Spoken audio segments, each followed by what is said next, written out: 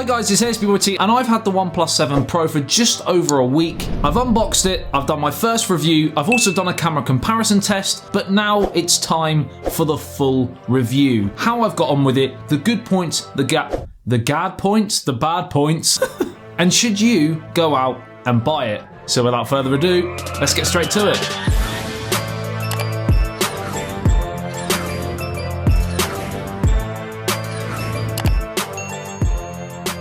Now firstly, if you want all the specs, etc., go to my unboxing and first review video, it's all on there. This is more going to be a casual sit-down chat of how I've been getting on with it. Now in terms of design, I think they've got this pretty spot on. There's one main gripe I have, which we'll get to, but in terms of the look, you can't deny it is a head turner. The multiple layers of glass, including an anti-glare layer, actually giving it a lovely shimmer as you move it in the light, but it does stay with a matte finish, which I think is incredibly impressive. Again, very rare on the market for metal and glass built devices. If we flip to the front, it has got an absolutely gorgeous display, receiving great scores on DisplayMate, certainly right up there with the best on the market, the likes of the Samsung Galaxy S10 Plus, for example. Having that Quad HD Plus display for the first time on a OnePlus phone really does make it feel like you're jumping into a new category. On that point, you can, in your settings, I have found, toggle the Quad HD down to Full HD in order to save battery, for example. And that is a positive. When you toggle it down to Full HD, can you then tell the difference between a Quad HD and a Full HD display? Yes, you can. If they weren't side by side or you weren't switching between the two, would you really at first glance be able to notice very, very quickly? I personally don't think so, but you might feel different. But what you want to know is, for the everyday person, is it a good display for viewing media, for gaming? And I can 100% say, yes, it's amazing. It's very bright, it's vivid, and of course we don't have any interruptions on that display. There is no notch, there's no punch hole cutout. You can use it with a 90 Hz refresh rate, and to be honest, it's not something that I ever really thought that I would need. But again, it's like one of those moments, once you see it, you can't go back. Again, you can toggle between 90 and 60 on this device, but then when you flip back to 90, you're like, whoa, this is smooth. They have done an amazing job. Is there any extra features with the fact that it is a curved display from a flat display? No, there isn't. If that is important to you, then you'll of course have to know that. Also on that display, we have of course the fingerprint sensor, and it is faster than the 6T. It is also more reliable. The actual sensor section is larger than before, so again, I've had absolutely no problems going in and out, and I do use that as my personal preference to unlock my device. There's also Face Unlock. Face Unlock is rapid, really, really surprising considering it uses that pop-up camera. I was expecting it to be really clunky. It's probably almost as quick as using the fingerprint sensor. Really, really impressed with what they've done, but I don't use it. And there's a reason for that. I find the accidental pop-up of that camera happened a little bit too much because I had Face Unlock chosen in the settings to unlock my phone. So anytime there was an accidental touch of the display, the phone would read that you wanted to open your device, so the pop-up camera would come up. If it's on your couch and you accidentally sort of sit on it or roll on it or just touch it a little bit with your hand or arm or anything like that, the camera would pop up, and that got a little bit annoying. Now, my first negative of the OnePlus 7 Pro is incredibly subjective, and this will vary between different people. It might be you, it might not, but I personally feel at 6.67 inches, it's too big. I've got fairly small hands, and I think my sweet spot in a smartphone display is probably anywhere between 6 and 6.4. Anything outside of that, I think it starts getting a bit big. For one-handed use, I find it quite difficult. And as well, because it's larger,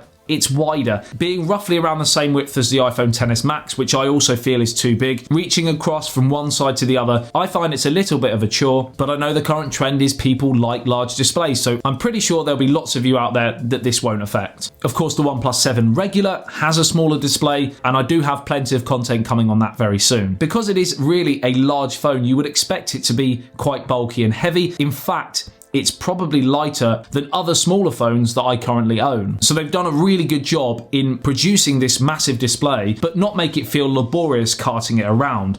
Laborious! I don't even know whether that's a word, you know. I'm gonna Google it now. Arduous, hard, heavy, difficult, strenuous, grueling, laborious.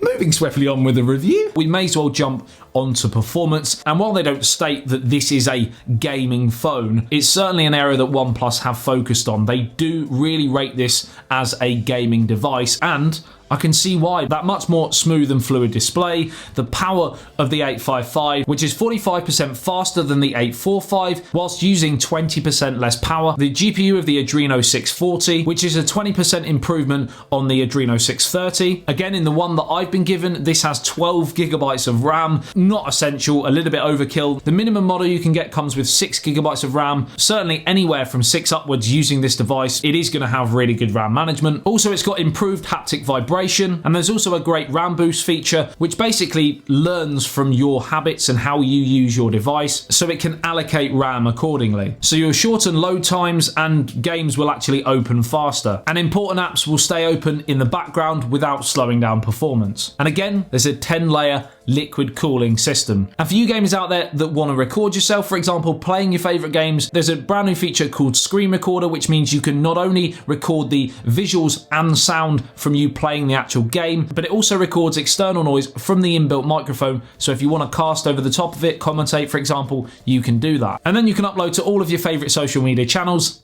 Job's a good one. Now, before we jump onto camera, I'm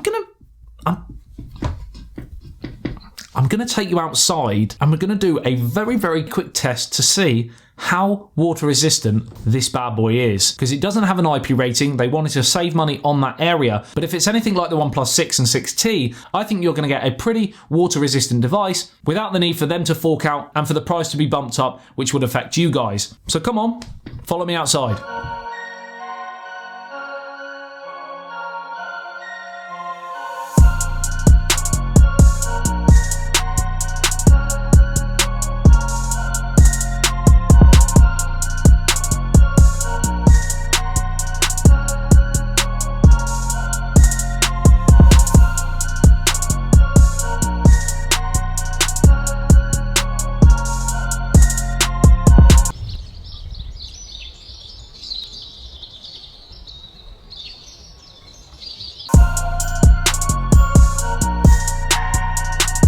Seconds later.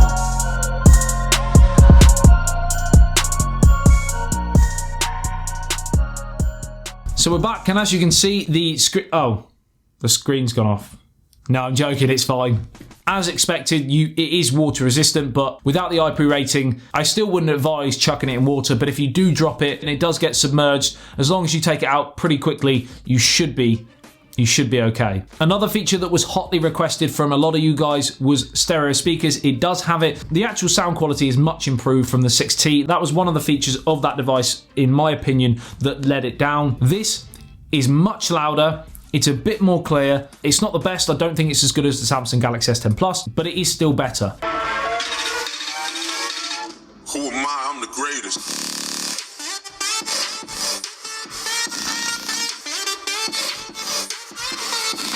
So you have the bottom firing speaker on the bottom and a front-facing speaker at the top. Now we're going to jump onto camera, and now we have a triple lens. We have that 48 megapixel primary camera, we have a ultra wide angle lens and a telephoto lens, which has a 3 times optical zoom, which is actually higher than all on the market, I believe, other than the Huawei P30 Pro, which is 5 times. The wide angle lens isn't quite as wide as the Huawei P30 Pro, and certainly not as wide as the Samsung Galaxy S10. I think they could do with widening that a little bit, but you do nevertheless get that option. And also I'd like to see them in the future go to the wide angle lens being used on the video as well, because you can't currently. Again, you can with some of the other devices out there that have a wide angle lens. If you want more information on the camera, I did do a full camera comparison between this, the OnePlus 7 Pro, no, that is this, the iPhone XS Max, the Samsung Galaxy S10 Plus, and the Huawei P30 Pro as well. But overall, I was impressed with how sharp some of the pictures were, how improved the low light performance was as well, using their Nightscape 2.0. And if you love a selfie, they were pretty good too using that pop-up camera. The subject matter wasn't,